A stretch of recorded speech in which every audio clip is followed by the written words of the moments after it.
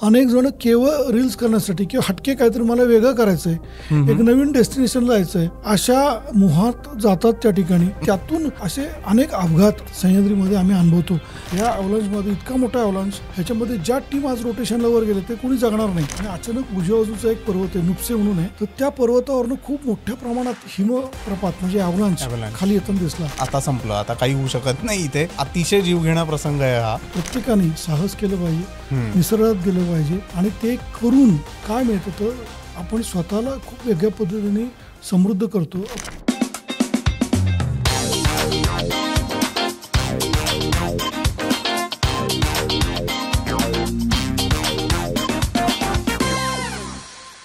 नमस्कार मित्रांनो, मी अनिकेत बापट तुम्हा सर्वांचं पुन्हा एकदा मनापासून स्वागत करतो डिजिटल गप्पांच्या या नवीन एपिसोडमध्ये.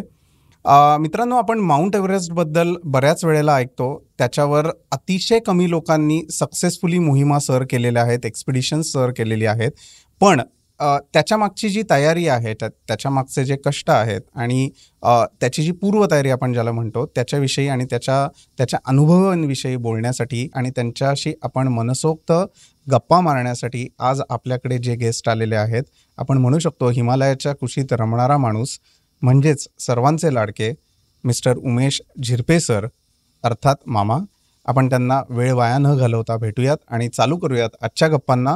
Let's go. तर उमेश सर, डिजिटल गप्पांच्या आजच्या या एपिसोडमध्ये तुमचं खरंच मनापासून स्वागत. मी आत्ताच तुमची ओळख करून दिल्याप्रमाणे तुम्हाला मामाही म्हणतात सगळे लोक, कारण महाराष्ट्रात 2 मामा खूप फेमस आहेत. एक म्हणजे अशोक सराफ सर आणि एक तुम्ही. सो हे नाव कसं काय पडलं? नमस्कार. पहिल्यांदा तर डिजिटल गप्पांच्या या व्यासपीठावर मला बोलवल्याबद्दल खूप मनापासून तुमच्या सगळ्यांचा आभारी आहे. आणि हो, कारण हा प्रश्न अनेक ठिकाणी विचारला जातो, पण मोठा गमतीचा विषय आहे. हे नाव पडलं मी शाळेत असताना, पुण्यातल्या महाराष्ट्र मंडळ शाळेत माझं सगळं स्कूलिंग झालं. टिळक रोडला आमची 1ली ते 4थी शाळा आहे. शाळेत त्यावेळेस असं चलापछपीचा किंवा शिवाशिवीचा खेळ व्हायचा मधल्या सुट्टीत, आणि कोणीतरी कोणाला काहीतरी चिडवायचं आणि मग तो त्याच्या मागं धावा लागायचा. अशाच्यात एकदा काही मुलांनी मला मामा म्हणून हाक मारली आणि मला राग आला आणि मी त्यांना पकडायला सुरुवात केली. तर तो शिवाशिवीचा खेळ सुरू झाला. तेव्हापासून जे नाव पडलं ते खरं तर शाळेपुरती मर्यादित होतं. शाळा संपल्यानंतर कॉलेजमध्ये गेलो, मी मॉडर्न कॉलेजमध्ये गेलो. माझे शालेय मित्र दुसरे वेगवेगळ्या कॉलेजमध्ये गेले आणि कॉलेजमध्ये कुठल्याही मित्राला मला मामा म्हणतात ते माहीत नव्हतं. पण एके दिवशी असं झालं की माझे काही शालेय मित्र जे दुसऱ्या कॉलेजमध्ये होते ते मला भेटायला आमच्या कॉलेजला आले. मी 3ऱ्या मजल्यावर उभा होतो. मी त्यांना बघितल्यावर ठरवलं की तिकडे लक्ष द्यायचं नाही, पण त्यांनी खालूनच मामा मामा करून ओढायला लागले आणि वर सगळ्या मित्रांनी बघितलं तर ते म्हणते तो शेजारी तुमच्या उभा आहे तो. आणि मग ते नाव कॉलेजमध्ये पण कळलं आणि तिथून जे सुरू झालं त्याचपर्यंत सगळ्यांना मी तेव्हा राग यायचा.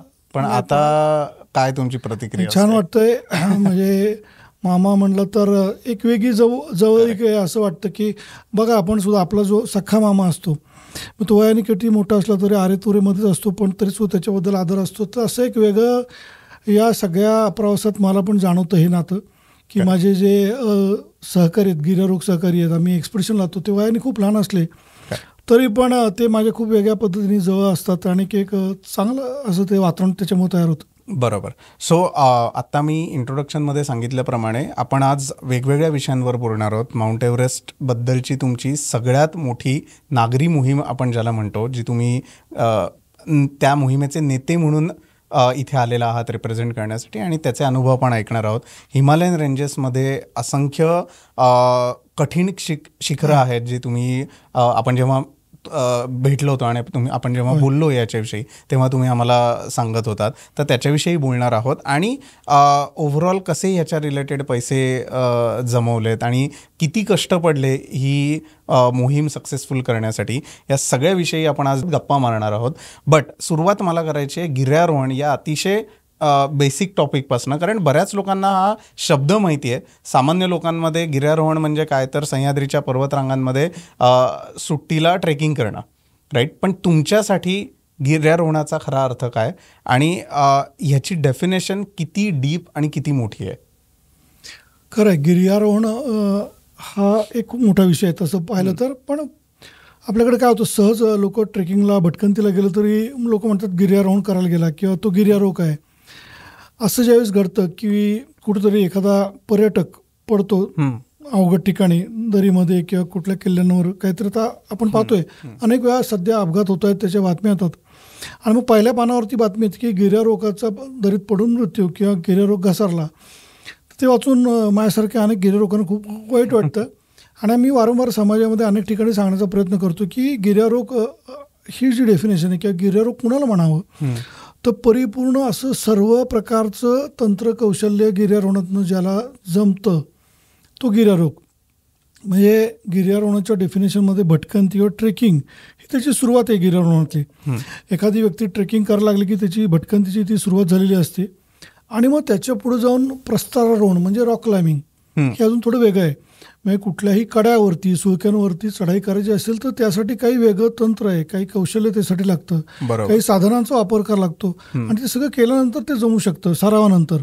तर ते रॉक क्लाइम्बिंग ज्याला जमतं. आणि त्याच्या पुढं हिमालयामधली चॅलेंजेस अजून वेगळे आहेत. कारण हिमालयात जायचं म्हणजे अति उंचीवर जायचं आहे. आणि अति उंचीवरती बर्फ आणि स्नो हिम ह्याच्यामधली चढाई, मग त्याच्यासाठी लागणारं प्रशिक्षण, त्याचे इक्विपमेंट्स, त्याचा वापर, त्यासाठी लागणारी शारीरिक आणि मानसिक तयारी, हे सगळं करून ज्या व्यक्तीला ह्या सर्व प्रकारामध्ये जो पारंगत आहे तो खऱ्या अर्थाने गिर्यारोग.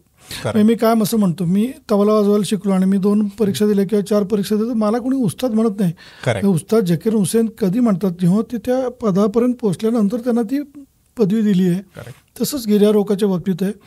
त्यामुळं गिर्यारोहण ही एक मोठी व्याख्या आहे आणि ह्याच्यामध्ये या सगळ्या गोष्टी येतात.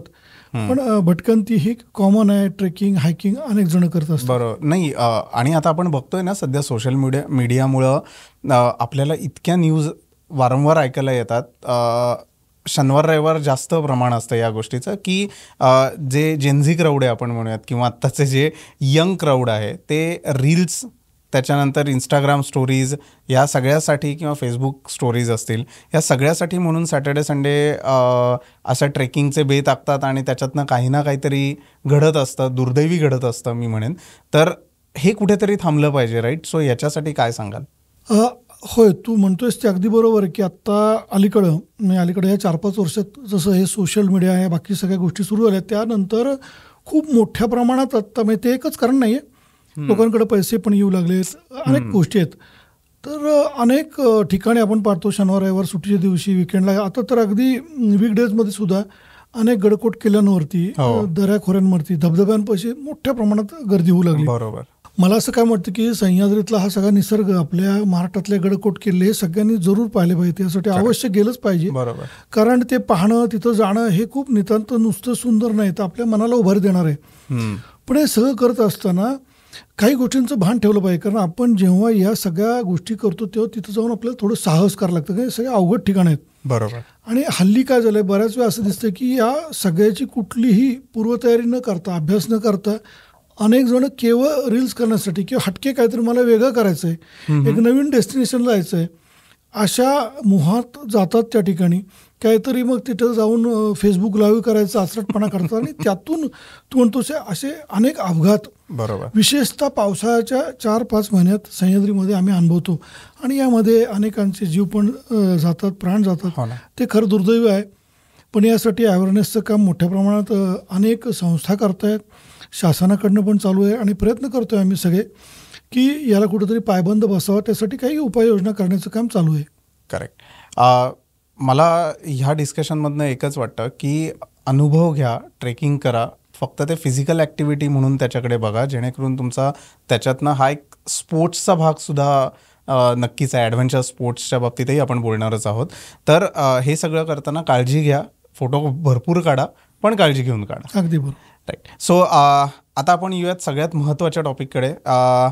माउंट एव्हरेस्ट, हिमालयन रेंजेस, ह्याच्याही आधी सगळ्यात महत्त्वाचं गिरीप्रेमीबद्दल आम्हाला सगळ्यांना ऐकायचं आहे की गिरीप्रेमी ही संस्था कधी स्थापन झाली, तुम्ही कसे जोडले गेलात आणि त्याच्या थ्रू काय काय कामं आत्ता सध्या केली जातात आणि ते तुमच्या हृदयाच्या किती जवळ आहे. गिरीप्रेमी संस्थेची स्थापना 1982 साली पुण्यामध्येच झाली. पुण्यातले ज्येष्ठ गिर्यारोहक आनंद पांदे, उषप्रभा पागे, शशिकांत हिरेमठ, दिलीप निंबाळकर असे 4-5 जण एकत्र आले आणि यांनी या संस्थेची स्थापना केली. गिरीप्रेमीचं स्थापनेचा उद्देश हा होता की सह्याद्रीमध्ये आणि हिमालयामध्ये वेगवेगळ्या प्रकारच्या साहसी मोहिमांचं आयोजन करणं आणि लोकांमध्ये साहस किंवा ॲडव्हेंचर याचा प्रचार करणं. हे ॲडव्हेंचर स्पोर्ट्स आहेत वेगवेगळ्या प्रकारचे, हेच आपल्याकडं काही वर्षांपूर्वीपर्यंत माहिती नव्हतं. तर जवळजवळ 40 वर्ष होऊन गेली संस्था स्थापनेला. खूप जुनी संस्था आहे. आज गिरीप्रेमी ही संस्था पुण्यात किंवा महाराष्ट्रात नव्हे तर आपल्या भारतातली एक अग्रगण्य संस्था आहे गिर्यारोहणामधली. माझा या संस्थेची संबंध जो आला तो 1986 साली, म्हणजे साधारणतः 82 नंतर 4-5 वर्षांनी. त्याचं असं झालं की मी जे काही गिर्यारोहण करत होतो शालेय जीवनापासून, त्यानंतर मी कॉलेजमध्ये गेलो तेव्हा मी पुण्यातल्या युथ हॉस्टेल्स असोसिएशन YHAच्या पुणे युनिटमध्ये जॉईन झालो आणि तिथं माझं गिर्यारोहण सुरू झालं. पण त्यानंतर एक अशी घटना घडली की त्यामुळं माझं गिरीप्रेमीत येणं झालं. 1986 साली आपल्या महाराष्ट्रातून एक सत्तोपंत नावाच्या शिखरावरती, हिमालयातल्या गंगोत्री भागातल्या शिखरावरती मोहिमेचं आयोजन केलं होतं. खूप अवघड शिखर आहे आणि त्यामध्ये महाराष्ट्रातले काही चांगले गिर्यारोहक, ज्याच्यामध्ये डॉक्टर मीनू मेहता, भरत मांगरे आणि नंदू पागे, गिरीप्रेमीचे नंदू पागे, असे 3 जण त्याच्यामध्ये होते.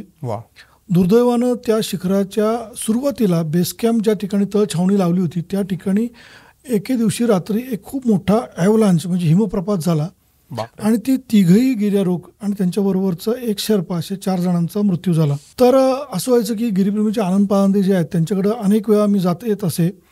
सह्याद्रीत कुठेही आम्हाला ट्रेक करायचं असेल तर पाळंदे सर म्हणजे सह्याद्रीचा चालता बोलता एन्सायक्लोपीडिया आहे, त्यांचं मार्गदर्शन घ्यायचो मी. तेव्हा त्यांचा माझा परिचय होता. 86 साली जेव्हा हा अपघात झाला तेव्हा मी सुद्धा एक हिमालयातल्या मोहिमेसाठीच मनाली रिजनमध्ये होतो. मी, माझा मित्र संजय डोईफोडे आणि मी ठरलो की आल्यानंतर पण पाळंदे सरांना भेटू. तसं त्यांना मी भेटायला गेलो आणि सरांनी विचारलं, उमेश तुम्ही आता काय करताय सध्या? तर मी सांगितलं मी माझे सगळे सहकारी आम्ही युथ हॉस्टेल्समधनं गिर्यारोहण करतो आहे. तर त्यांनी मला बोलून दाखवलं की आत्ता गिरीप्रेमीत असं झालं आहे की नंदू गेल्यानंतर एक खूप मोठी पोकळी निर्माण झाली.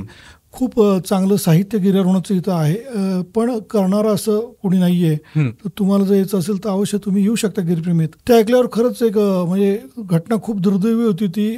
सगळ्यांनाच आम्हाला वाईट वाटत होतं, पण गिरीप्रेमीमध्ये संधी मिळते आणि त्याचा एक खूप मोठा आनंद होता आणि मी लगेच त्यांना होकार दिला. आणि मग मी माझे बाकीचे सगळे सहकारी, संजय डोईफोडे असेल, सुधीर सावळे, अविनाश फौजदार, आम्ही सगळे गिरीप्रेमी दाखल झालो. आणि मग त्यानंतर गिरीप्रेमीचा जो प्रवास आहे म्हणजे माझ्या आयुष्यातला किंवा मी गिरीप्रेमीबरोबर आहे आजपर्यंत चालूच आहे. अनेक गोष्टी घडल्या या सगळ्या प्रवासात. गिरीप्रेमीचं रौप्य महोत्सवी वर्ष 2007 साजरं केलं. त्यावेळेस भरपूर ॲक्टिव्हिटी झाल्या आणि मग एक एक हिमालयातल्या आणि सह्याद्रीतल्या चढत्या क्रमांकाने मोहिमा झाल्या. आणि 2012चं सगळ्यांनाच माहिती, 2012 जगातलं जे सर्वोच्च शिखर आहे माउंट एव्हरेस्टवर, त्यावरती गिरीप्रेमींनी भारतातली सर्वात मोठी नागरी मोहिमेचं आयोजन केलं. त्याला प्रचंड मोठं यश मिळालं. आज गिरीप्रेमीमध्ये एका संस्थेमध्ये 14 असे गिर्यारोहक आहेत की ज्यांनी एव्हरेस्ट शिखरावरती पोहोचण्यात यश मिळवलंय. 14 एव्हरेस्ट शिखरवीर आहेत. आणि तिथपर्यंतच हा प्रवास थांबला नाही, तर 8000 मीटरपेक्षा जास्त उंचीची जी जगामध्ये 14 शिखरं आहेत त्यांना 14,800 म्हटलं एक तो क्लब आहे, त्या समूह आहे. त्या 14 शिखरांवरती चढाई केलेले गिर्यारोहक जगामध्ये खूप कमी आहेत, साधारण 50च्या आसपास आहेत. तर आम्ही असं ठरवलं एव्हरेस्ट नंतर की या 14 शिखरांवरती चढाई करायची. आणि त्यानंतर म्हणजे 2012 एक मालिका सुरू झाली 8,000 शिखरांची. आणि ते करत आज 2021 गिरीप्रेमीकडनं या 14पैकी 8 शिखरांवरती चढाई झाली आहे. 2012 एव्हरेस्टवरती चढाई केली. 2013 लोत्से जगातलं 4थं उंच शिखर आहे ते यशस्वी झालं. 2013 झालं लोत्से. 14 माउंट मकालूवरती चढाई झाली, ते नेपाळमध्ये आहे, जगातलं 5वं उंच शिखर आहे. 2015 नेपाळमध्ये भूकंप झाल्यामुळं तिथं मोहीम झाली नाही आमची, पण 2016 साली माउंट चोयू आणि माउंट धौलागिरी जगातलं 6वं आणि 7वं उंच शिखर आहे, ही जोड मोहीम झाली. या दोन्ही मोहिमा यशस्वी झाल्या. 2017 माउंट मरास्लू जगातलं 8वं उंच शिखर आहे, ती पण मोहीम यशस्वी झाली. 2018 आम्ही गॅप घेतला आणि 2019 पुन्हा एकदा माउंट कंचनजंगा जे भारतातलं सर्वोच्च शिखर आहे आणि जगातलं 3रं उंच शिखर आहे, अतिशय कठीण आहे, त्यावरती पुन्हा एकदा एक मोठी मोहीम 10 जणांची टीम घेऊन मोहीम केली. ती पण सक्सेसफुल झाली, 100% यशस्वी झाली. आणि मग त्यानंतर 2020 जी मोहीम ठरली होती ती कोविडमध्ये पुढं गेली आणि ती 21 माउंट अन्नपूर्णा जगातलं 10वं उंच शिखर आहे नेपाळमध्ये, ती मोहीम यशस्वी झाली. या सगळ्या वर्षामध्ये 8 शिखरांवरती मोहिमा केल्या. 8 अष्टादश शिखरांच्या मोहिमा पूर्णपणे यशस्वी झाल्या. याचं अजून एक महत्त्व आहे की या प्रत्येक मोहिमामध्ये जे यश मिळालं त्याच्यामध्ये कुठेही छोटासुद्धा अपघात घडला नाही. कारण त्याला खूप महत्त्व आहे गिर्यारोहणामध्ये. सुंदर. आणि 5 इथली जी शिखरं आहेत ती POK मध्ये आहेत, पाक ऑक्युपाईड काश्मीर. त्यामुळे भारतीय म्हणून आपल्याला तिथं मज्जा आहे, जाता येत नाही. एक शिखर जे आहे ते तिबेटमध्ये म्हणजे चायनाच्या हद्दीत आहे, शिशापगमा. ते आम्हाला करायचं पण अजून 5 वर्ष झालं परमिशन मिळत नाही. पण याबरोबर असंख्य वेगवेगळ्या भारतीय हिमालयातल्या पण मोहिमा चालू आहेत. तर गिरीप्रेमी भरपूर गोष्टी चालल्या आहेत, हिमालयन मोहिमा चालू आहेत, सह्याद्री रॉक क्लाइम्बिंग आहे. गिरीप्रेमी माउंटेनिंगच्या अवेअरनेससाठी बरंच काम करते. गिरीप्रेमीच्या माध्यमातून माउंटेनिंग ट्रेनिंग इन्स्टिट्यूट सह्याद्रीतली आणि आपल्या म्हणजे पश्चिम महाराष्ट्रातली किंवा पश्चिम महाराष्ट्र म्हणणार मी साऊथ इंडियातली पहिली त्याची स्थापना 2015 झाली आहे. ती सुरू केली आहे. गिरीप्रेमीच्या माध्यमातून एक रेस्क्यू हेल्पलाईन सुरू केली आहे, ग्रंथालय आहे गिरीप्रेमीचं.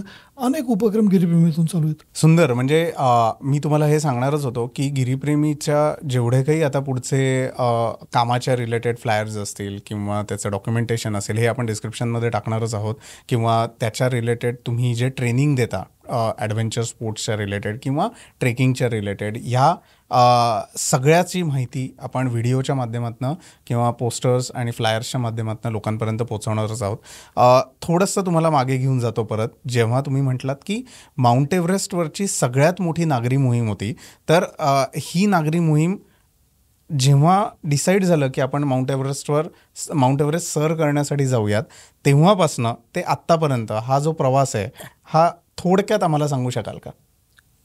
नक्की सांगेन. फक्त तुझ्या बोलण्यातली एक दुरुस्ती छोटी करतो की आम्ही माउंट एव्हरेस्ट सर नाही केलं. तर कुठल्याही पर्वतावरती जेव्हा गिर्यारोहक चढाई करत असतो तो त्या पर्वताच्या शिखर माथ्यापर्यंत पोहोचण्यासाठी पण एक प्रामाणिक भावना आमची असते की आम्ही त्या पर्वताला, त्या शिखराला काय वंदन करतो की बाबा आम्हाला तुझ्या माथ्यापर्यंत येण्याची परवानगी दे. अशा प्रकारची एक प्रार्थना, एक नमस्कार करून चढाई होती. कारण निसर्गाला आपण त्याच्यावर विजय नाही मिळवू शकत.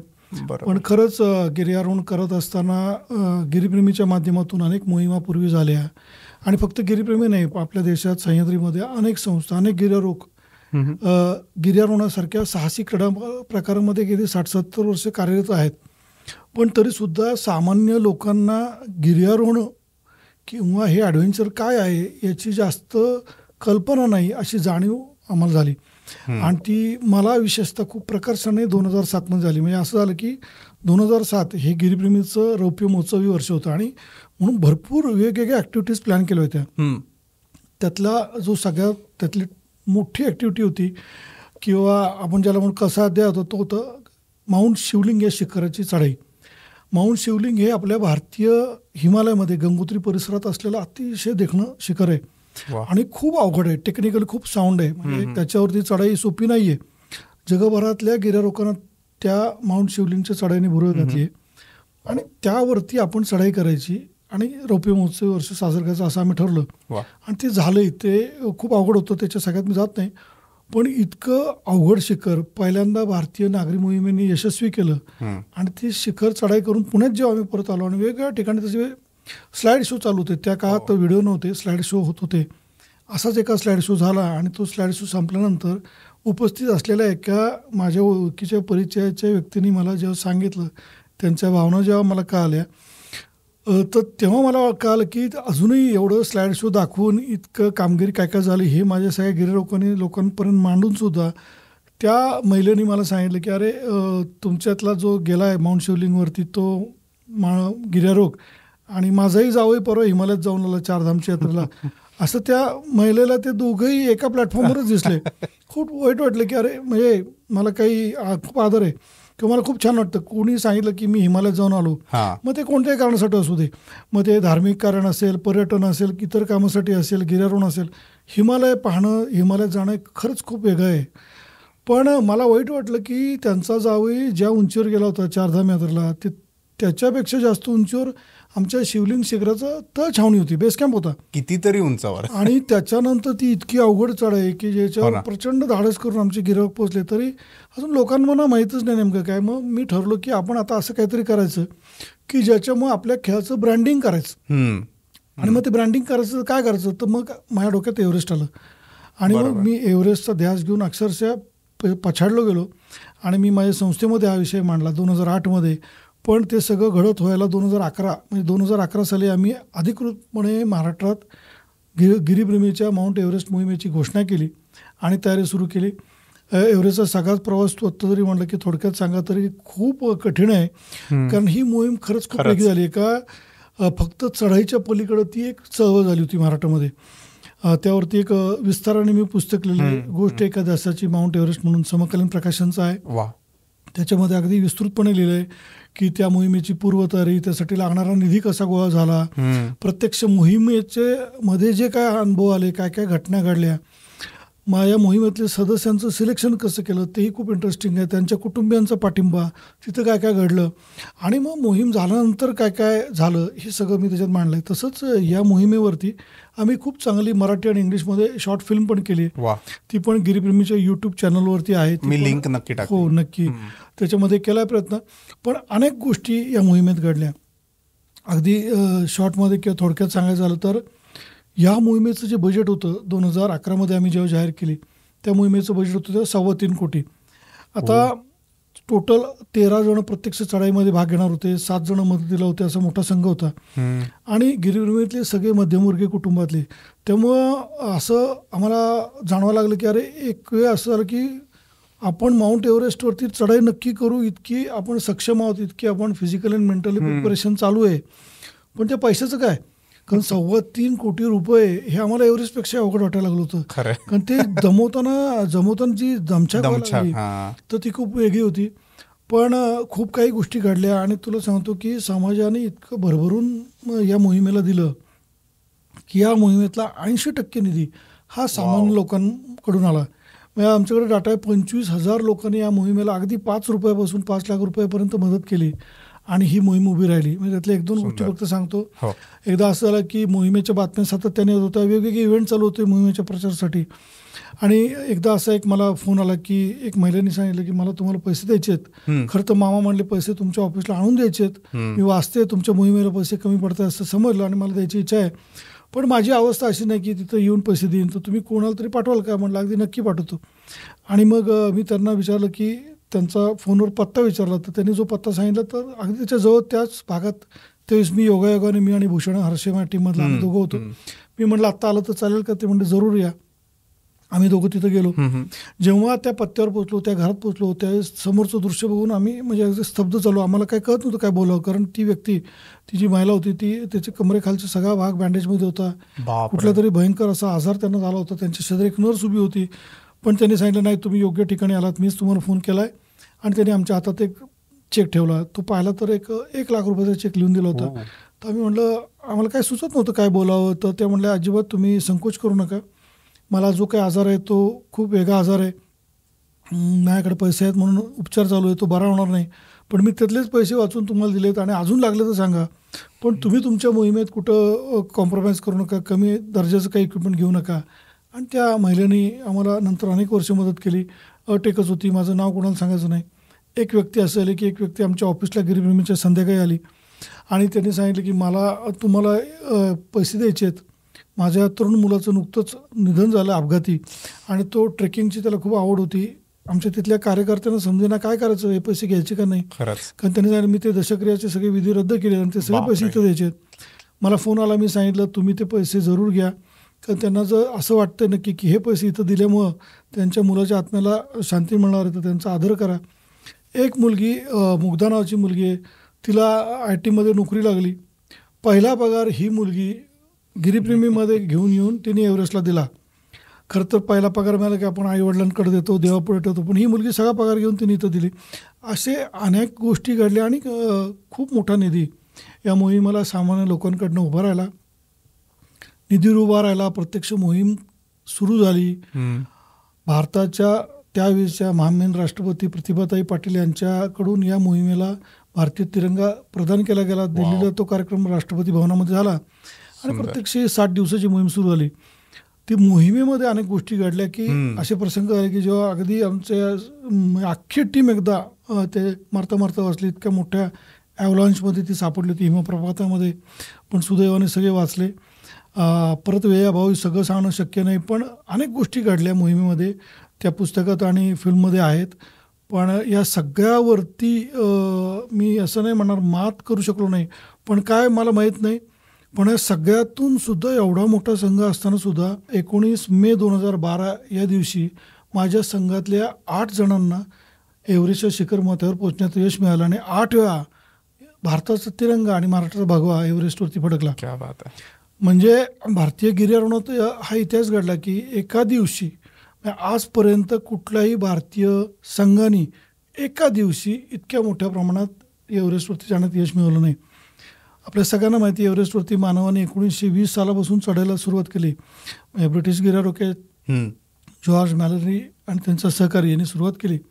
त्याचे कर्नल हंट त्याचे लीडर होते आणि हा सगळा प्रवास सुरू झाला. पण पहिलं यश जे आलं ते 1953 साली आलं. शेर्पा तेनसिंग आणि सर एडमंड हिलरी या दोघांच्या रूपाने पहिलं मानवी पाऊल एव्हरेस्टवरती पडलं.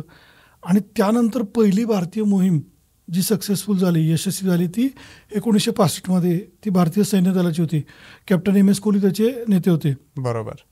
त्यानंतर पहिली नागरी मोहीम, मी नागरी का म्हणतो कारण तुमच्या माझ्यासारख्या सामान्य माणूस जेव्हा मोहीम करतो ती वेगळी असते, त्याच्यासाठी ती उभी करण्यासाठी पण खूप कष्ट असतात. बरोबर. पण जेव्हा डिफेन्सकडनं म्हणजे आर्मी किंवा नेव्ही किंवा एअरफोर्स सैन्य दलाकडनं या मोहिमेचं आयोजन केलं तर त्यांना चढाई करायची असते पण बाकीच्या चिंता नसतात. त्यांच्यासाठी फंड्स असतात रेडी, त्यांच्यासाठी साधनं रेडी असतात, लॉजिस्टिक्स त्यांच्यासाठी उपलब्ध असतं.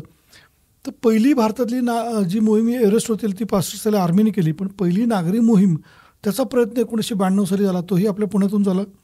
कैलासवासी डॉक्टर डी टी कुलकर्णी त्याचे नेते होते. पण दुर्दैवाने मोहीम शेवटच्या टप्प्यात असताना डॉक्टर डी टी कुलकर्णी आणि त्यांचा सहकारी रेमंड जेकब यांचा मृत्यू झाला. तेव्हा ती मोहीम पूर्ण झाली नाही. आणि मग त्यानंतर अखिल महाराष्ट्र गिर्यारोहण महासंघाने 1998 प्रयत्न केला.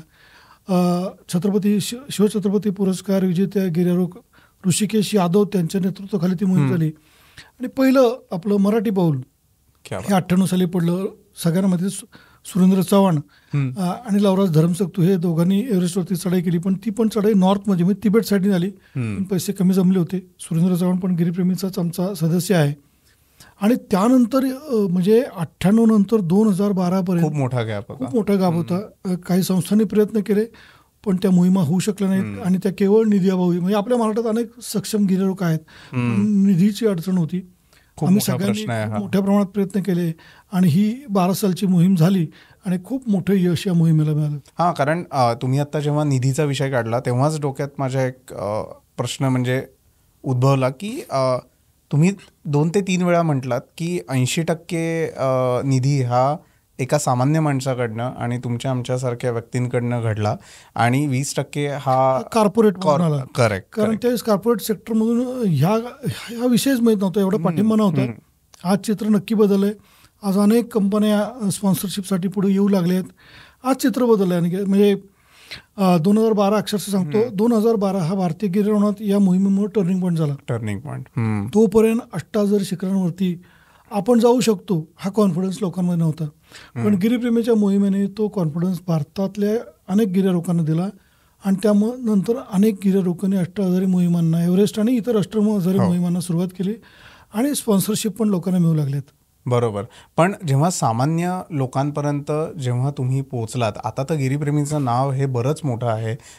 लोकांना उमेश झिरपे जे काम करतात हे एक व्यक्ती म्हणून आणि गिरीप्रेमीचं ते एक काय म्हणू शकता की लीडर म्हणून हे लोकांपर्यंत तुम्ही ऑलरेडी पोहोचलेला आहात. पण जेव्हा ह्या मोहिमेची सुरुवात केलीत आणि जेव्हा तुम्ही लोकांपर्यंत पोहोचलात की आम्ही अशी मोहीम आखलेली आहे आणि आम्हाला ती काय म्हणतात त्याचं ॲक्च्युअल काम चालू करायचं आहे, तेव्हा पैसे गोळा करताना किंवा त्याच्याविषयी फंड जमा करताना साहजिक आहे हा प्रश्न येणं की तुम्ही असं काय वेगळं करताय किंवा ह्याच्यातनं मी तुम्हाला पैसा का देऊ, हा प्रश्न लोकांनी तुम्हाला विचारला असेल. मग तुम्ही या सिच्युएशनला कसं हँडल केलं? अगदी बरोबर आहे की हा प्रश्न लोक नव्हे तर आमच्या घरात किंवा माझे मित्र पण विचारायचे किंवा आमचे अगदी नातेवाईक पण म्हणायचे तुम्ही कशाला जाता तिथं. एक काळ असा होतो की अरे म्हणजे गिर्यारोहण करणारी काही मोजकी मंडळी होती 15 वर्षापूर्वी 20 वर्षापूर्वी.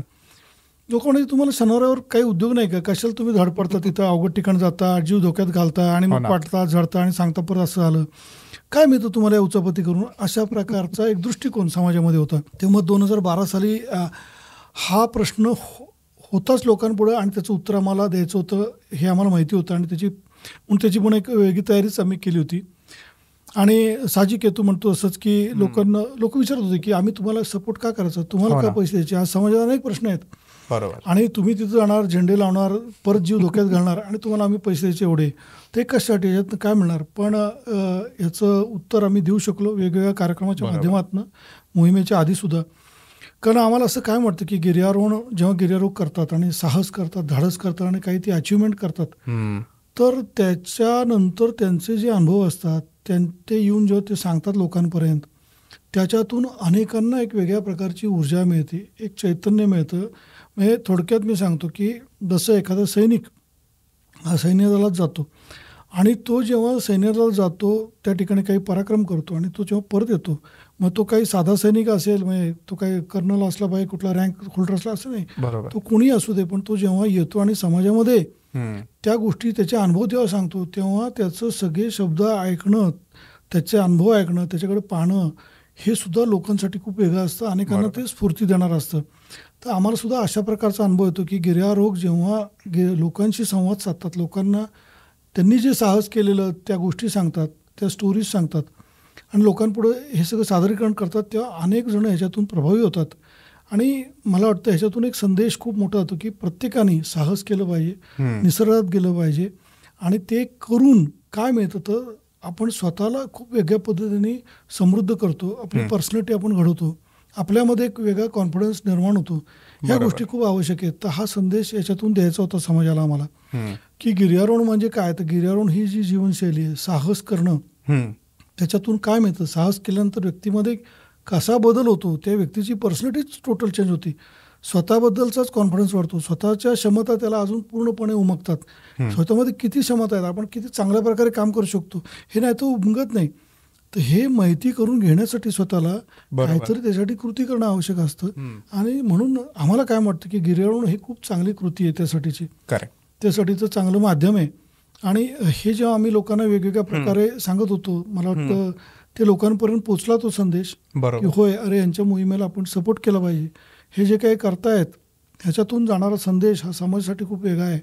म्हणजे पटलं म्हणूनच लोकांनी मदत केली आणि त्यानंतर आम्ही जे पाहतोय ते खूप वेगळं चित्र आज पाहतोय. पण खरंच किती चॅलेंजिंग होतं ना ही सगळी सिच्युएशन आणि तेव्हाचा तो काळ आणि त्याच्यासाठी लोकांकडनं फंड जमा करणं, स्वतःची फिजिकल मेंटल स्ट्रेंथ त्याच्यावर काम करणं. सो जेव्हा तुम्ही मागे वळून बघता की या मोहिमा जेव्हा तुम्ही सक्सेसफुली लोकांसमोर मांडता, की तुमचे अनुभव लोकांसमोर सांगता आणि आत्ता तुम्ही म्हटलात तसं फंडिंग गोळा करण्यापासून ते तुमची मेंटल आणि फिजिकल स्ट्रेंथ सांभाळून या सगळ्या गोष्टी करणं आणि जेव्हा लोक तुम्हाला याविषयीचं ॲप्रिसिएशन देतात, नुसतीच लोक नाही तर तुम्हाला राष्ट्रीय स्तरावर जे ॲप्रिसिएशन आत्तापर्यंत मिळालेलं आहे ह्याचं एक उदाहरण द्यायचं झालं तर सगळ्यांना ही गोष्ट माहिती आहे, पण तुमचा अनुभव आणि तुमचा त्याच्याविषयीचा जो काही प्रवास होता तो आम्हाला ऐकून घ्यायचा आहे. म्हणजेच तुम्हाला राष्ट्रपतींच्या हस्ते आत्ता Tenzing Norgay adventure national award तुम्हाला आत्ता मिळाला. सो ह्या अवॉर्डचं महत्त्व तुमच्यासाठी किती आहे आणि त्याचे अनुभव काय आहेत? खरं तर हा अवॉर्ड म्हणजे एक व्यक्ती म्हणून मला दिला गेला, पण मी काय मानतो, म्हणजे जेव्हा तो जाहीर झाला तेव्हाच माझी भावना तीच होती, आजही तीच आहे की हा अवॉर्ड किंवा हा पुरस्कार माझ्या एकट्याचा नाही. कारण गिर्यारोहण हा जो साहसिक क्रीडा प्रकार आहे ना, हा खेळ जो आहे ना, तोच मुळात सांघिक आहे.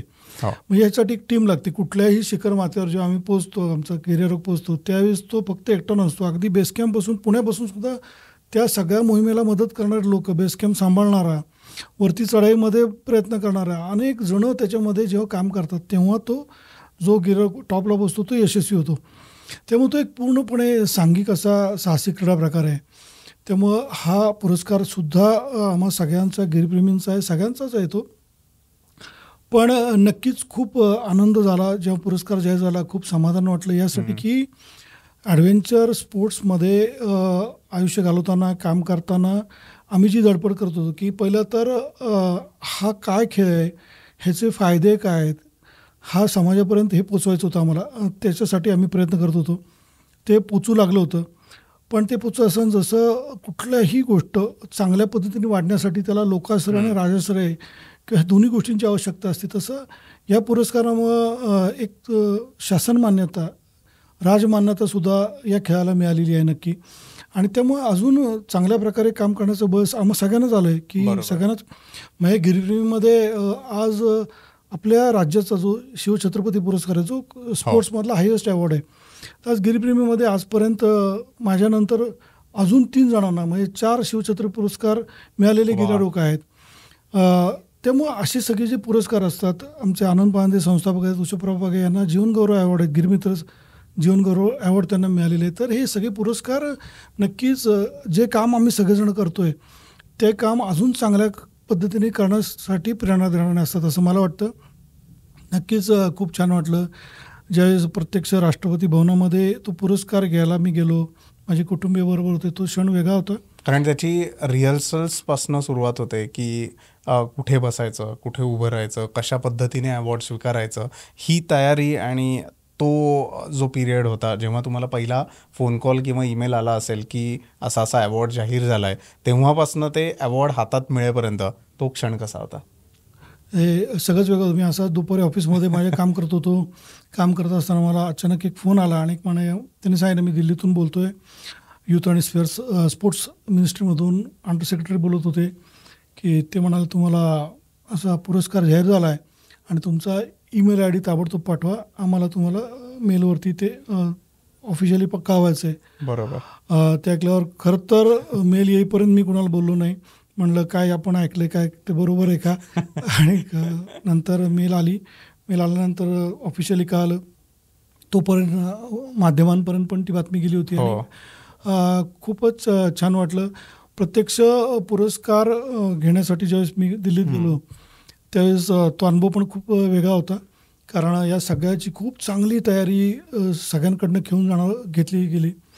आणि आम्ही ज्या ठिकाणी आमची राहण्याची व्यवस्था केली होती त्या ठिकाणी सगळेच अर्जुन अवॉर्डी भारतातले त्या ठिकाणी होते. त्याच्यामध्ये डी गुकेश पण होता, आपले बुद्धिबळ, अनेक दिग्गज खेळाडू त्या ठिकाणी होते.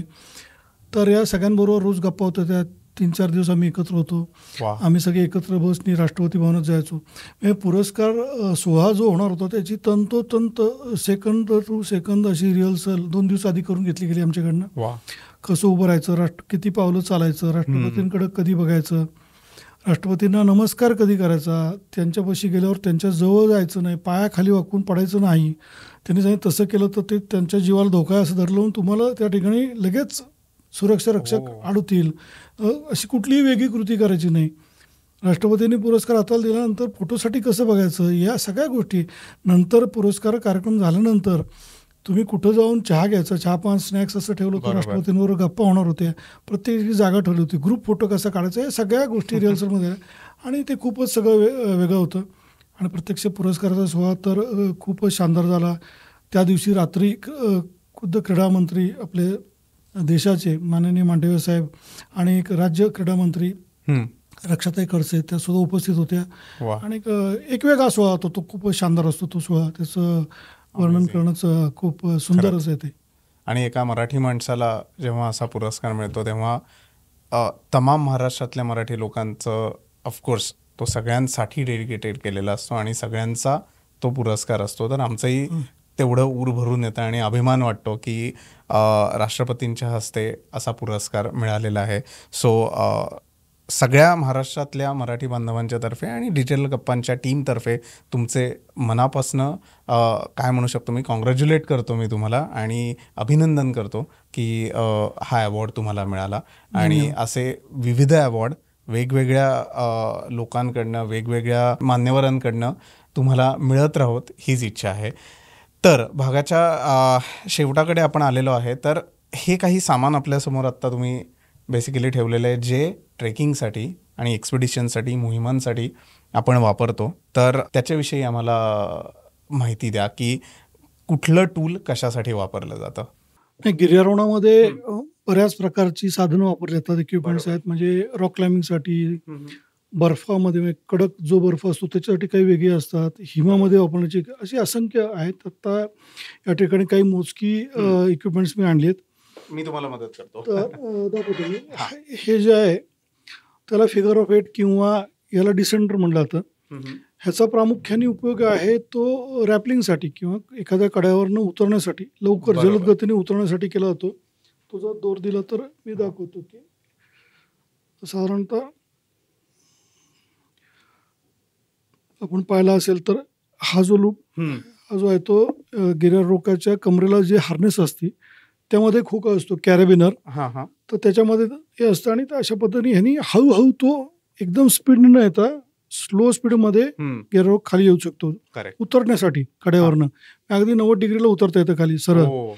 आता ह्याचा मागचा जो रोप आहे तो फक्त टाईट केला की लॉक पण होतं, म्हणजे पाहिजे तिथं थांबता पण येतं. त्याच्यामुळं ह्या इक्विपमेंटचा जो उपयोग आहे काय म्हणतात याला डिसेंडर म्हणतात. डिसेंडर फिगर ऑफ 8 म्हणजे 8चा आकडा आहे. तर ह्याला ॲसेंडर म्हणतात. ते उतरण्यासाठी तसं हा जुमार आहे, हा पेअरमध्ये असतो, 2 असतात. ओके. आणि ज्यावेळेस लाईन फिक्स असती त्यावेळेस वरती चढताना हा जुमार लावला होतो, म्हणजे ह्याचं एक टोक आपल्या छातीपाशी असतं आणि हा रोपमधून पास असतो आणि हा फक्त वर जातो. म्हणजे ह्याच्यावर किती लोड दिला तरी हा खाली येणार नाही. त्याची जी सिस्टीम आहे ती अशीच आहे, ह्याच्यामधून रोप पास होतो आणि तो फक्त वर जाईल, खाली येणार नाही. तेव्हा मग गिर्यारोहक सेफ असतो. म्हणजे हा लावला जुमार, दोन्ही हातपाय सोडले तरी तो खाली येणार नाही, गिर्यारोहक पडणार नाही. हे आहे. या ठिकाणी आपण पाहतो की हे जे आहेत ह्यांना पिटॉन्स म्हणजे खेळ म्हणतो आपण, खेळ म्हणूयात. तर हे जे पिटॉन्स आहे ते प्रस्तारोहण रॉक क्लाइम्बिंग करताना याचा वापर होतो. हे मध्ये मध्ये प्रेस केले जातात, जिथे ठोकावे लागतात आणि मग ह्याच्यामध्ये दोर अडकून, सुरक्षा दोर अडकून चढाई केली जाते. पण अलीकडे काय आलंय, अलीकडं अजून याच्यामध्ये तंत्र सगळं सुधारत चाललंय आणि गिर्यारोहक हे भान ठेवतात की निसर्गाची कमीत कमी हानी चढाईची वेळी झाली पाहिजे. आणि तेव्हा आता अजून काही नवीन इक्विपमेंट साधनं पण आली आहेत. त्यातलं हे जे आहे ते ह्याला चोकनट म्हणतात. ह्याचा वापर असा केला जातो की ज्या ठिकाणी पूर्वी खिळे मारायचे तशा बारीक भेगा जिथं खडकात चढाई करताना असतात कड्यामध्ये, त्या भेगांचा अभ्यास करून हे भेगेमध्ये घालायचं. ह्याचे वेगवेगळे साईजेस आहेत आणि मग त्याचे डिरेक्शन खाली हे कॅरेबिनर की ह्याच्यावर खाली किती लोड दिला तर तो बाहेर येणार नाही. आता हे सगळं अनुभवातूनच येतं. पण कुठल्या क्रॅकमध्ये ते फिट होईल, कुठल्या क्रॅकमध्ये किती कुठला फिट होईल, कारण अख्खं वजन आणि वजन द्यायचंय त्याच्यासाठी अनुभव लागतो. पण ह्याचा वापर आता अलीकडे करू लागले, त्याला चोकनट्स म्हणतात. त्याच्या जोडीला ते हा त्याच्यासारखाच एक प्रकार आहे, ह्याला फ्रेंड असं म्हणलंय, मित्र. तर म्हणजे जिथं अशी क्रॅक आहे, एखादी क्रॅकमध्ये ह्याला आवळून आत सोडलं जातं, हा जाम राहतो, ह्याच्यावरती तुमचा सुरक्षा रोप आहे आणि हा काढून पण घेतो, परत तो आवळून त्याला परत काढता पण येतं. तर ह्याचे पण वेगवेगळे साईजेस आहेत, छोटे मोठे. किती वजन मॅक्स? हे मॅक्स 2000 किलो पर्यंत वजन घेऊ शकतो. त्यामुळे हे सगळे टेस्टेड आहेत आणि अशी असंख्य इक्विपमेंट वापरले जातात. तुम्ही पाहताय की तिथे हेल्मेट आहे, हेल्मेट मस्ट आहे. ह्या ज्या काही कड्या आहेत यांना कॅरेबिनर, स्नॅप्स, अगदी ह्या ज्या आहेत त्याच्यामध्ये लॉक आणि विदाऊट लॉक. तर ही जी आहे ती विदाऊट लॉकची आहे. तर या कॅरेबिनरचा उपयोग गिर्यारोहणामध्ये अगदी आवश्यक असतो. आणि ही जी आहे ही लॉकची कॅरेबिनर आहे. तर कमरेला ज्या ठिकाणी हार्नेस असते त्या ठिकाणी आणि काही महत्त्वाचं इक्विपमेंट लॉक करून ठेवायचं असेल तर याचा वापर केला जातो. तर ही सगळी साधनं खूप गरजेची असतात गिर्यारोहण करताना. आणि अजून बरीच साधनं आहेत, म्हणजे विशेषतः हिमालयातल्या गिर्यारोहणामध्ये थंडीपासून बचाव होण्यासाठी वेगळे बूट आहेत, शूज वेगळे असतात. डाऊन सूट जो असतो तो तुम्हाला -40 -50 तुमचं रक्षण करतो शरीरात, ते वेगळे आहेत. डोळ्यांसाठी वेगळ्या प्रकारचे UV गॉगल्स आहेत, ऑक्सिजन मास्क आहे. हिमालयामध्ये अजून वेगळ्या प्रकारचे इक्विपमेंट लागतं, स्लिपिंग बॅग लागची जिथे थंडीमध्ये तुमचं रक्षण करतं. असे असंख्य इक्विपमेंट्स वापरले जातात. बरोबर. इक्विपमेंट बघायला आत्ता मजा येते, पण माझ्या डोक्यात प्रश्न हा होता की इतक्या उंचीवर जेव्हा आपण ही सगळी इक्विपमेंट वापरतो तेव्हा आपला जीव वाचवायचा का ती पर्वताची क्रॅक शोधायची, त्याच्यात ते इक्विपमेंट फिट करायचं का रोप आवळायचा, याचं काही लॉजिकच लागत नाहीये. गिर्यारोहक मी मगाशी म्हणालो आधी सुरुवातीला तेच की गिर्यारोहक कुणाला म्हणायचं की ज्याला हे सगळं समजतं, हे इक्विपमेंट वापरता येतं, त्याचं वापरण्यासाठी सुद्धा त्याला स्किल लागतं, ट्रेनिंग लागतं, सराव लागतो. म्हणजे तुझं पाहिलं की एव्हरेस्टच्या काही मूव्हीजमध्ये तुम्ही पाहिलं की कुठल्याही हिमालयातल्या एव्हरेस्टचा शेवटच्या टप्प्यात तुम्ही पहा गिर्यारोहक 2 पावलं चालले की थांबतो, त्याला दम लागतो. कारण का तर त्याचं बुटापासून डोक्याच्या हेल्मेटपर्यंत त्याच्या अंगावर जे काही इक्विपमेंट आहे त्याचं वजन 12-12.5 किलो असतं. पाठीवरची जो ऑक्सिजन सिलेंडर आहे त्याचं वजन 4-4.5 किलो आहे. एवढं वजन घ्यायचं आणि त्या कमी ऑक्सिजन असलेल्या ठिकाणी तो चालत असतो, सप्लिमेंटरी ऑक्सिजनचा सपोर्ट घेऊन. हे खूप कठीण असतं, म्हणून तो 2-2 पावलं झालं की थांबत असतो, विश्रांती घेऊन पुढे चालत असतो. तर हे सगळं इक्विपमेंट वापरणं त्याचं शिकून घेणं चॅलेंजिंग आहे. एक चांगली गोष्ट आहे की पूर्वी म्हणजे मी ज्यावेळेस सुरुवात केली रॉक क्लाइम्बिंगला, तो काय 1984-85 त्यावेळेस या सगळ्यातल्या इक्विपमेंटमधल्या खूप कमी गोष्टी मिळायच्या, कारण हे मॅक्झिमम इम्पोर्ट केलं जायचं. बरोबर. हे 2 कॅरिबियरनं आमच्या पैसे होते तर आम्हाला खूप वाटायचं. आज ते खूप चांगल्या पद्धतीने उपलब्ध आहे.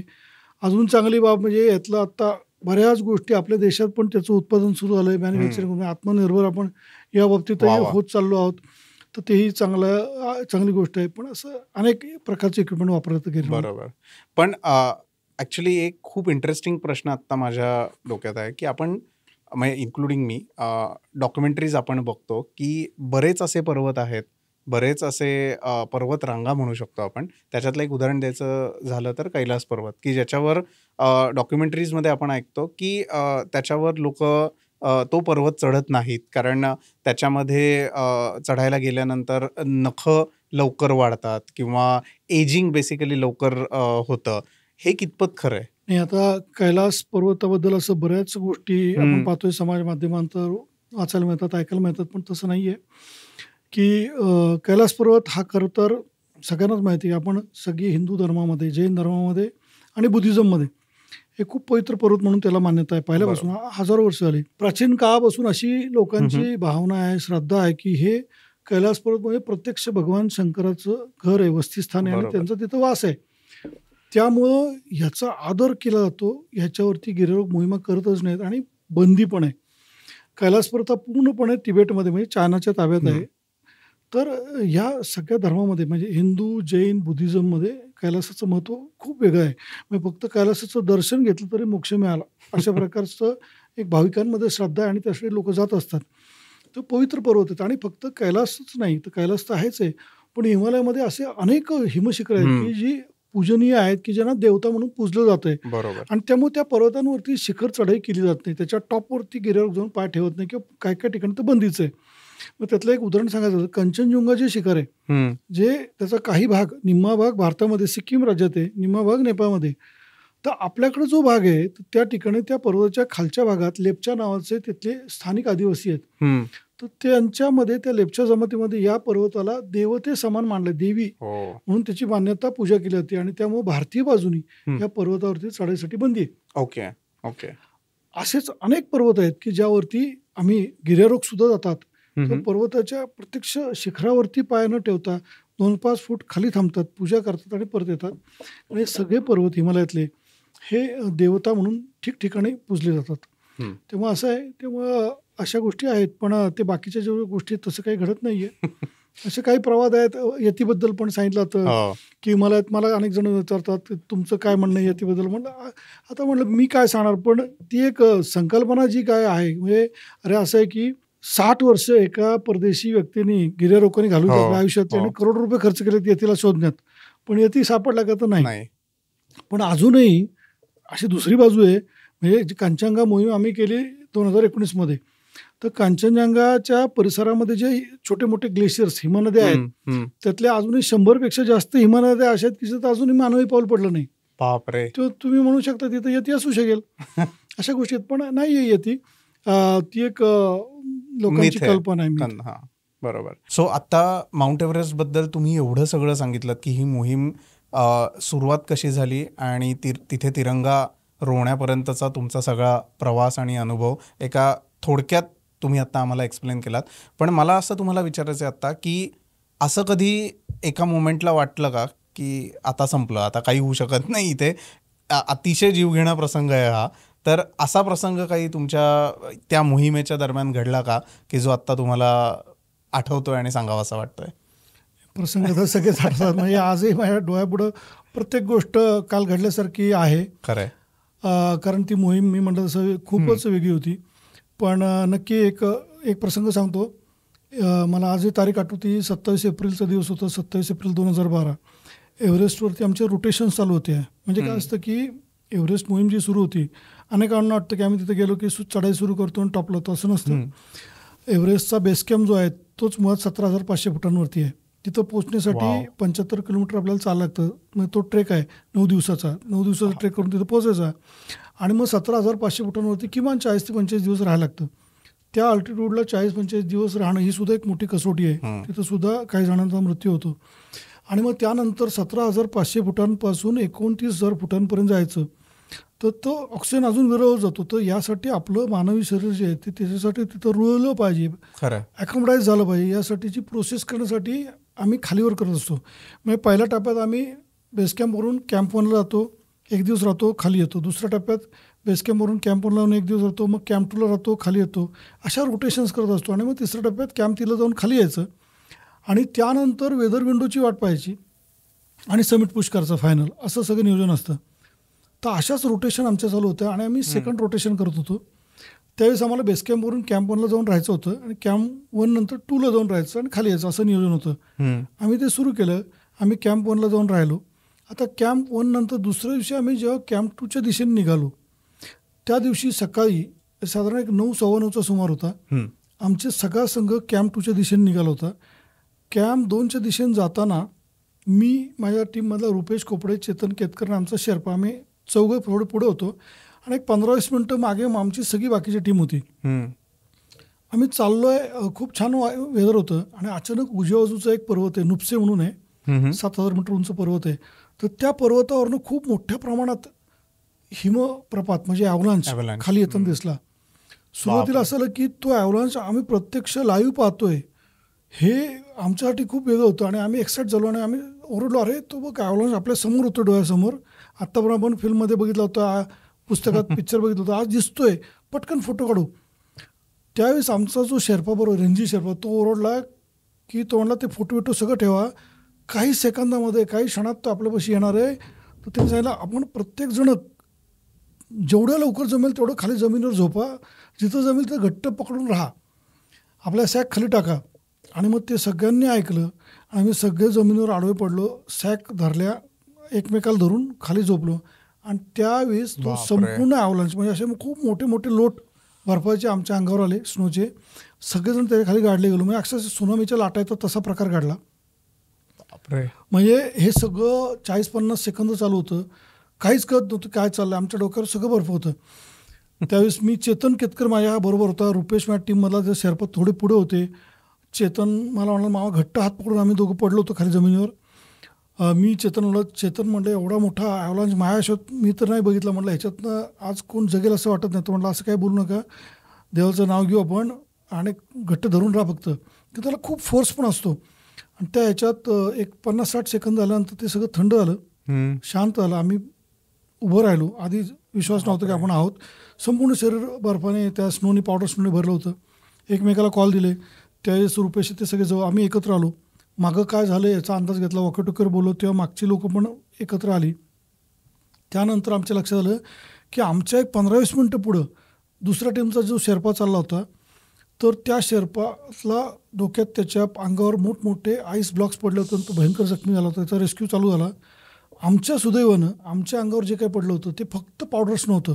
म्हणजे बर्फाचे जे कडक त्यातला भाग होता तो पडला नाही. आम्ही फक्त पावडर स्नोमध्ये दबलं गेल्यामुळं आम्ही सगळे वाचलो. बापरे. ह्या सगळ्याचे प्रचंड मोठे लोट जे खाली खुंबू ग्लेशियरमधनं बेसकॅम्पला गेले, तेच बेसकॅम्पमध्ये जी लोकं होती त्यांनी ते सगळं दृश्य पाहिलं. त्यांनी तर भाकीत केलं की ह्या ॲव्हलांचमध्ये, इतका मोठा ॲव्हलांच, ह्याच्यामध्ये ज्या टीम आज रोटेशनला वर गेले ते कोणी जगणार नाही, असं खालच्या लोकांनी भाकीत केलं. पण आमच्या सुदैवाने आम्ही सगळेजण सेफ होतो. एकमेकांशी जवळ आल्यावर मी सगळ्यांना विचारलं की काय सगळे व्यवस्थित आहात का. तर त्या घटनेमध्ये म्हणजे असं आम्हाला असं कायम जाणवं की हे कसं काय झालं की आपण कसे काय सुरक्षित राहिलो. तर मला असं वाटतं की 25,000 लोकांनी आम्हाला जी काही मदत केली होती ना, तर ती फक्त पैसे रुपये नव्हती, पण त्यांची जी पॉझिटिव्ह एनर्जी, आशीर्वाद आमच्या मागे उभे होते ना, ते खूप वेगळे होते. तर तो रिअलायझेशन तिथं गेल्यावर होतो. आणि सगळं म्हणजे हा ॲव्हलांच सगळा आमच्या पाठीमागं त्यावेळेस नॅशनल जॉग्राफीची टीम शूट करत होती, ती इंडियन आर्मीबरोबर. कारण इंडियन आर्मीची एक्सपेडिशन चालू होती, त्यामध्ये हा सगळा ॲव्हलांच पण कॅप्चर झाला आहे, नॅशनल जॉग्राफीच्या फिल्ममध्ये आहे. पण सगळे वाचले. मी विचारलं की सगळ्या टीमला की आपण पुढे जायचं किंवा आज कॅन्सल करून मग खाली जायचं. सगळे म्हणले अजिबात नाही पुढे जायचं. तर ते सुद्धा वेगळं होतं, कारण खूप चांगली मानसिक तयारी सगळ्यांनी पूर्वतयारीमध्ये केली होती. त्यासाठी खूप वेगळे प्रयत्न केले होते. गुरुकुल पद्धतीने सगळे एकत्र राहिले होते 8 महिने, आणि त्याचा सगळ्याचा इफेक्ट होता की फिजिकल आणि मेंटल सगळे फिट होते. पण तो प्रसंग आजही आमच्या सगळ्यांच्या स्मरणात आहे. भयानक काटा आला आहे अंगावर हे सगळं ऐकून. तुम्ही तर अनुभव घेतला आहेत, म्हणजे आत्ता ऐकायला फार मजा येते. तिथे तोते वगैरे अशीच सिच्युएशन झाली असणार आहे की काय होईल हे माहीत नाही आहे पुढच्या 50-60 सेकंदामध्ये. Amazing amazing. तर उमेश सर, खरं तर कुठे थांबू हे मला कळत नाही. इतके प्रश्न आहेत मनामध्ये आणि असेच जे अनुभव तुम्ही आत्तापर्यंत आम्हाला सांगितलेत, काटा अंगावर येणारे अनुभव होते सगळे. तुमची तयारी, तुमचे मोहिमा, त्याच्यासाठीचं मेंटल फिजिकल स्ट्रेंथ ही सगळी अतिशय वाखाणण्याजोगी आहे. आणि डिजिटल गप्पाच्या टीमकडनं तुमच्यासाठी आणि तुम्ही केलेल्या आत्तापर्यंतच्या कामासाठी आमच्याकडनं सॅल्यूट आहे. नो डाऊट अशीच कामं पुढेही तुमच्या हातनं होत राहू देत. अशा अनेक मोहिमा तुमच्याकडनं फतेह होऊ देत ही प्रार्थना डिजिटल गप्पाच्या टीमकडनं तुमच्यासाठी आम्ही करतो. आणि भागाच्या शेवटी जाण्याच्या आधी तुम्हाला एक प्रश्न विचारायचा आहे. तुम्हाला आमच्याशी गप्पा मारून कसं वाटलं? डिजिटल टीमच्या सोबत तुझ्याशी गप्पा मारताना खरंच खूप वेगळं यासाठी वाटलं की तुम्ही सगळी टीम, तुमचा जो काही आत्ता या सगळा जो प्रयत्न आहे की समाजातले वेगवेगळी लोक नाही पण जे वेगवेगळ्या गोष्टी घडत आहेत त्या लोकांपर्यंत आणायचा हा जो प्रयत्न आहे तो मला विशेष भावला. त्यासाठी खरं तर आम्ही पण काम करतो आणि म्हणून मी लगेच तुम्हाला हो म्हणलं यासाठीच की आम्ही सुद्धा तोच प्रयत्न करतो आहे. गिरीप्रेमींनी जी माउंटेनिंग इन्स्टिट्यूट सुरू केले, garden Giripremi institute of mountaineering, या माध्यमातून हाच प्रयत्न आहे की प्रत्येकाने साहस केलं पाहिजे, ॲडव्हेंचर केलं पाहिजे. कारण साहस केल्यानंतर त्या व्यक्तीची जी व्यक्तिमत्व घडतं ते खूप वेगळं होतं. विशेषतः लहान मुलांना योग्य वयात त्यांना अशा प्रकारच्या गोष्टी शिकवल्या पाहिजेत, अशा प्रकारच्या गोष्टी करायला लावल्या पाहिजेत, तरुणांनी केलं पाहिजे. आणि यासाठी इन्स्टिट्यूट प्रयत्न करते आणि खूप गरजेचं आहे. का आज आपण पाहतो करोना जेव्हा आला तेव्हा आपण सगळ्यांनी अनुभव घेतला की अनेक जण म्हणजे करोनामध्ये पाहिलं तर घाबरून मृत्यू पावले, भीतीपोटी मेले. तर मला वाटतं हे कुठंतरी संपलं पाहिजे. आपल्या समाजातले सगळेजण बळकट झाले पाहिजेत, शारीरिक आणि मानसिक. आणि त्यासाठी एक चांगलं साधन गिर्यारोहण आहे.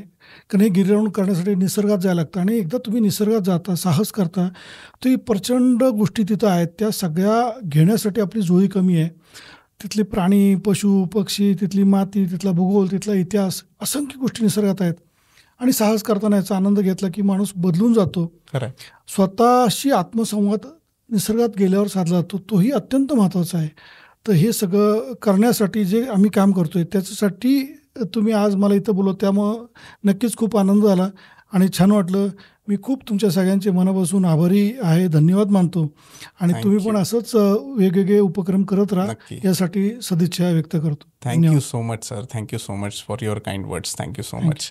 तर मित्रांनो, तुम्हाला आजचा एपिसोड कसा वाटला आहे? आम्ही खूप मजा केली आहे या एपिसोडमध्ये आणि वेगवेगळे विषय, वेगवेगळ्या मोहिमांबद्दलचे उमेश सरांचे अनुभव त्यांनी जे सांगितले ते अगदी मनापासून एन्जॉय केलेत. आय होप तुम्हीही एन्जॉय केलं असाल. तर लाईक, शेअर आणि सबस्क्राईब करायला डिजिटल गप्पाला विसरू नका. म्हणजेच असेच वेगवेगळे मान्यवर लोक आम्ही तुमच्यापर्यंत घेऊन येत जाऊ, त्यांचे अनुभव तुमच्यापर्यंत घेऊन येत जाऊ. तर भेटूयात एका वेगळ्या विषयासोबत पुढच्या भागात. तोपर्यंत धन्यवाद.